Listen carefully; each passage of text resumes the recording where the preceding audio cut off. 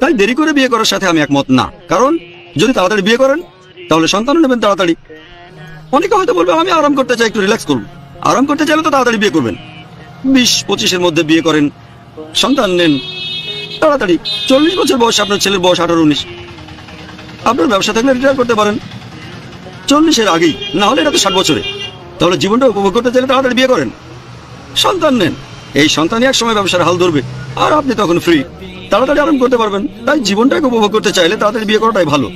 এতে করে সমাজের ক্ষতিকর দিক থেকেও রক্ষা পাবেন, কারণ তরুণ বয়সে বিপদে চলে যাওয়ার সম্ভাবনাটা বেশি থাকে।